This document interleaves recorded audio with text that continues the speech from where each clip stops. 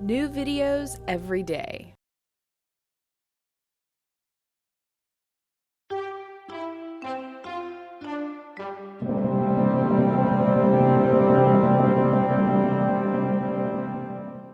Hello and welcome to Psychology by Sandy.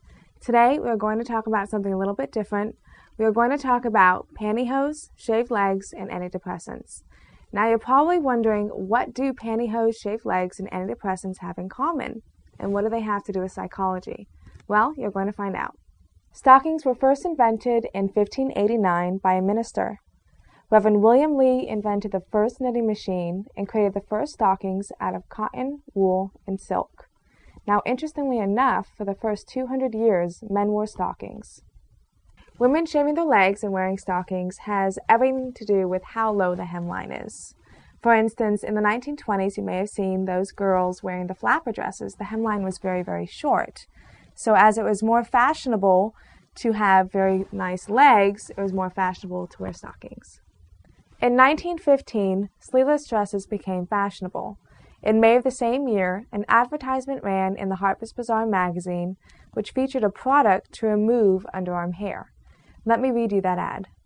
Summer dress and modern dancing combine to make necessary the removal of objectionable hair. Ex-Bazin depilatory powder has been used by women of refinement for generations for the removal of objectionable hair. They're using psychology in order to sell their product to women. For instance, they say objectionable hair. They're trying to make it sound like underarm hair is unacceptable. They also mention necessary removal. Now, necessary is oxygen, it's food, it's water. They're trying to make it sound like it's vital for you to remove the underarm hair. They also say women of refinement have been using this product for generations.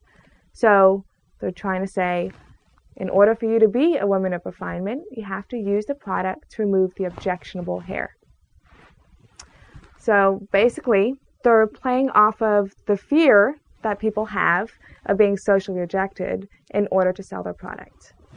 Advertisers took advantage of the sleeveless dresses as well as the shorter hemlines, and they began displaying women with hairless underarms.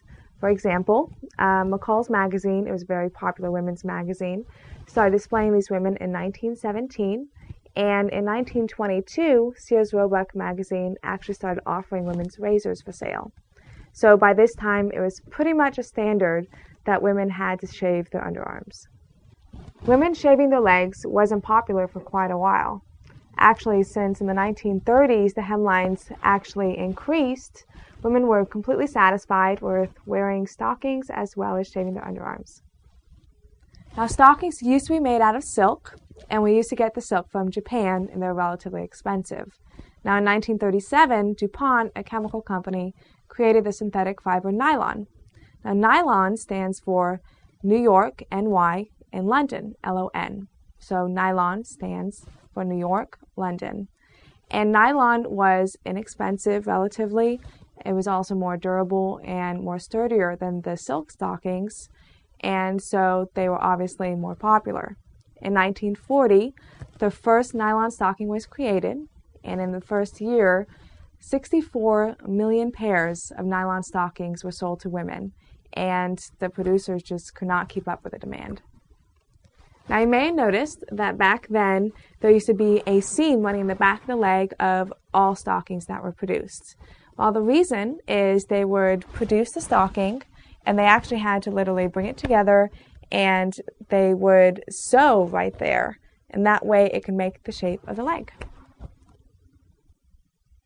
Now, in 1942, the U.S. joined the World War II effort, and the nylon producers actually went from producing the nylon stockings to helping out with the war.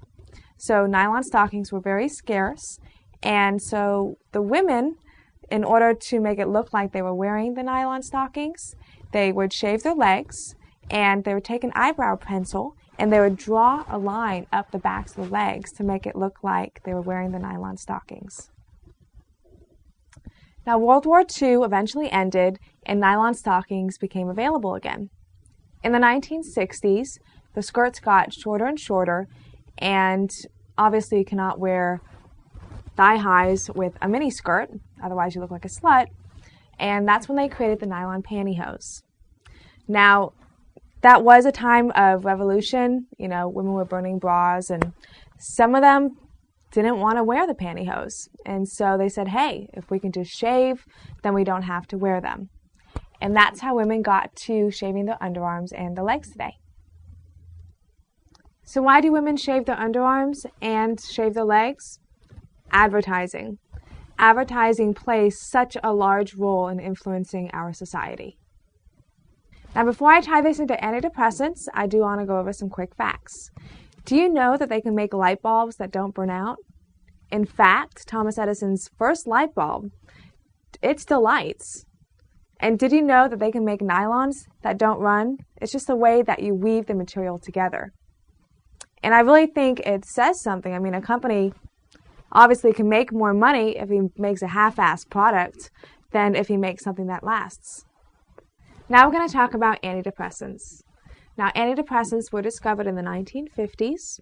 They weren't really marketed or advertised, and practically no one was on them. Now, if you did go to the doctor and you were depressed, he'd probably either, give you an exercise routine or maybe a nutrition plan, tell you to find a new hobby, or maybe even talk therapy. Now, we hear all these claims that supposedly antidepressants prevent suicide.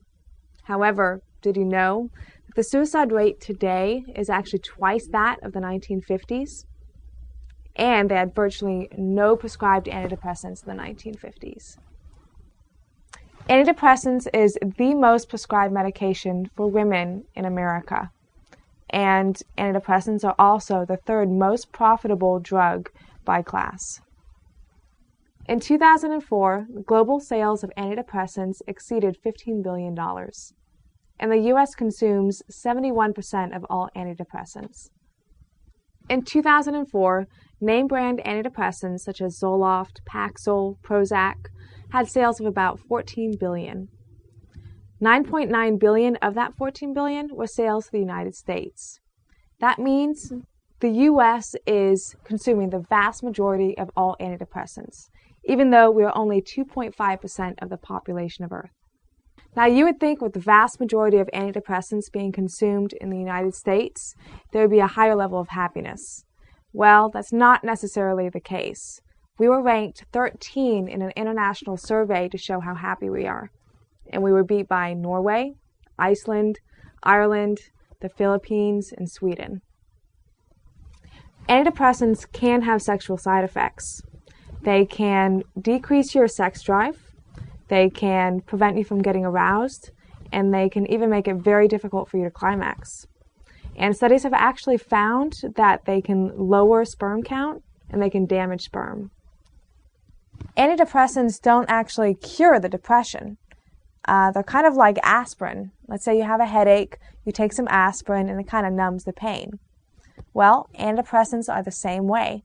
They don't actually cure the depression. They just kind of dull the pain. Let me read you this. A study done at Duke University in North Carolina took 156 depressed adults and assigned to one group 4 months of exercise training, including cycling, walking, jogging. One group received antidepressant medication, and the third group combined exercise and medication. After 4 months, all 3 groups showed significant and similar reductions in depressive symptoms. The conclusion drawn was that exercise is beneficial therapy for people suffering from depressive symptoms. Even more interesting, however, was the conclusion drawn from the follow-up study done 6 months later. Participants in the exercise group had lower rates of depression, 30%, than those in the medicated group, 52%, and those in the combination group, 55%. Researchers found that 2/3 of the exercise group and 2/3 of the combination group remained active. 40% of the combination group and 26% of the medication group continued to take medication, while only 7% of the exercise group used medication during the 6-month follow-up period. Furthermore, at the 10-month follow-up study, researchers deemed the people in the exercise group were more likely than those in the other 2 groups to be considered partially or fully recovered, and only 8% of the exercise group had relapsed, compared to over 30% of each of the other two groups. The conclusion drawn was that even a modest exercise program of 30 minutes a day, 3 days a week, is an effective weapon for combating depression and may be at least as effective as antidepressants. Also, the benefits of such a program are likely to endure for individuals who adopt exercise as a regular, ongoing life activity. What the study showed was exercise was just as effective as antidepressants, and the relapse was far less than those who are on antidepressants. Remember how I was telling you about pantyhose that run and the light bulb that burns out? Well, in my opinion, that's how antidepressants are. They kind of dull the pain, but they don't actually cure the depression. I mean, look at it this way. Let's say tomorrow somebody actually finds a cure for depression. In 1 year, the drug companies would lose $15 billion worth of profit. And some of these drug companies specialize in psychiatric drugs. So let's say somebody finds the cure tomorrow, they may even go bankrupt and close. That's it for Psychology by Sandy for this week. Soon I'm going to be doing a video on phobias. What are you afraid of? And please subscribe so you can get that one too. And I really like comments, and I love it when you guys rate, so please comment and rate away, and I will see you next time.